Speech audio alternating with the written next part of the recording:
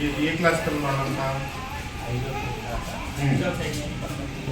పిల్లలు పంపించారు కదా. మొత్తం 101 రోజుల్లో ఉంటే 73 వచ్చారు. మీరు ఇన్ఛార్జ్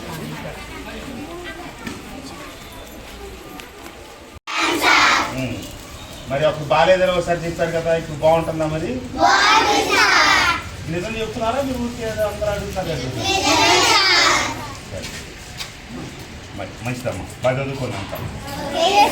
ఇక్కడికి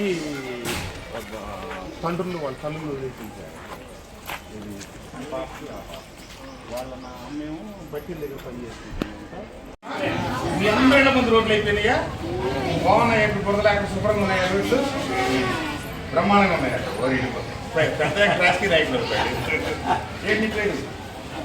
అబ్దుల్లా. భోజనం బాగుంటుందా? అందరు వినేసారా? నువ్వే కాల్సండి. మీరంతా పుట్టేనా? నువ్వేంట్రా మరి ఆడపిల్లల కంటే కొంచెం ఆనందించలేదా బాగా?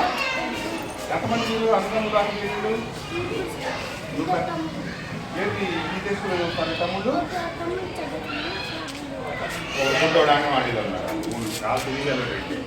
నేను చాలా క్లారిటీ ఉంది. ఏం చేస్తాడు? ఏం చేస్తాడు నాన్న? పగేస్తాడు షాప్లా. నువ్వు చెప్పట్లా, వాడు చెప్తున్నాడు. నీ పేరేంటి? నాన్న చేస్తాడు గాడి పెళ్ళి.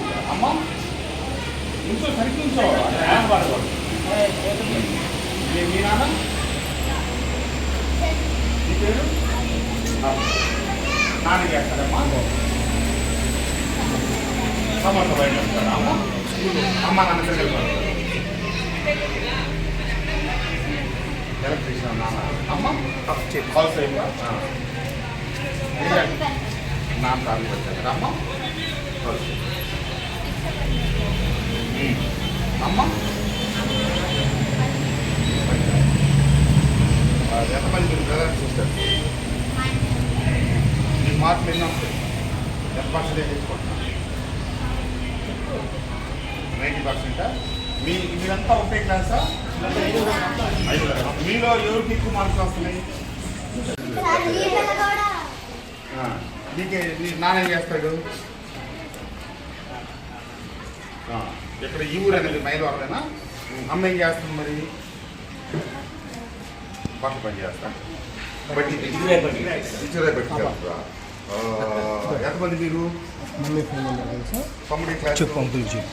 సార్తో మాట్లాడదాం. నేను తీసుకుంటాను. సార్తో మాట్లాడదాం. ఇద్దరు కలిసి వస్తారా?